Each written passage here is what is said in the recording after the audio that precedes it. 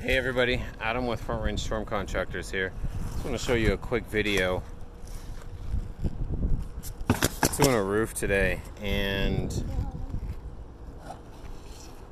this roof has a little valley right there, followed immediately by a hip right there. And I just want to show you sometimes why so many shingles are needed for these roofs.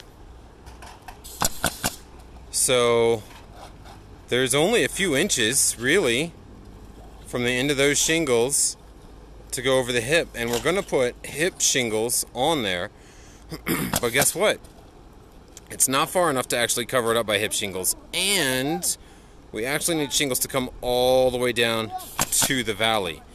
So we've got to cut, a few dozen worth of shingles to just barely that length right there, and then we can't use the rest of that shingle. See, if you're on an edge like this, you can trim the shingle, take the piece that you trimmed off, and use it to start the next row. But you can't do that when it's on a valley or a hip because you're cutting it diagonally instead of straight. So then you can't use that diagonal cut on the next row up. They don't line up.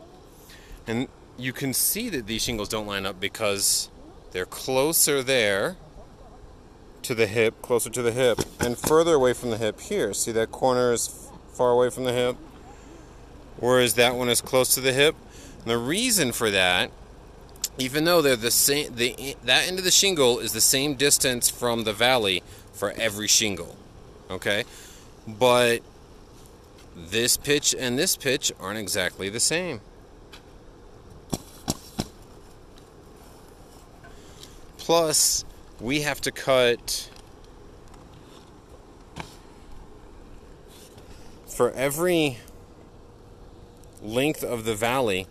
We have to angle our cut out a little bit and a little bit and a little bit to allow for water runoff to not go up underneath the shingle, so that at the bottom of the valley, the shingles that we're going to install are going to be farther away from the center line of the valley than at the top. So it's going to be narrow down to wide at the bottom.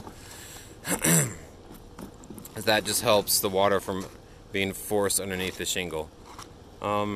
So there's going to be a lot of cut waste here, and unfortunately that means we're going to have to fight a lot with the insurance company for them to pay for it, because they think that there's a standard amount of waste that you should have with the size of the roof, regardless of if there's hips or valleys. It's a racket.